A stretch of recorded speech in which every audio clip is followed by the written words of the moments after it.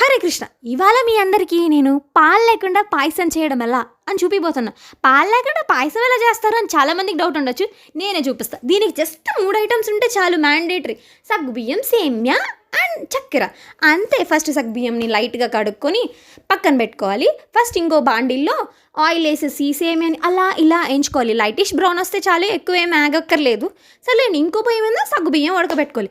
నాకు ఇది చేస్తున్నప్పుడు నేను ప్రొఫెషనల్ షెఫ్ అయిపోయానేమో అని నాకే డౌట్ వచ్చేసింది. ఎందుకంటే 2 పొయ్యిల మీద మేనేజ్ చేశాను. At the same time video కూడా మేనేజ్ చేశాను. That is the great thing done by me today. సరే, ఓకే.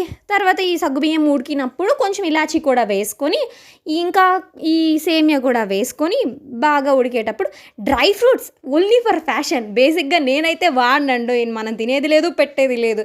సర్లేండి, కొంచెం ఉడికిన తర్వాత లాస్ట్లో చక్కెర యాడ్ చేసి డ్రై ఫ్రూట్స్ కూడా యాడ్ చేసి అలా ఇలా తిప్పేసి చల్లగైన తర్వాత ఇంకా బాగుంటుంది. వేడి మీద కూడా నాకు ఇష్టం.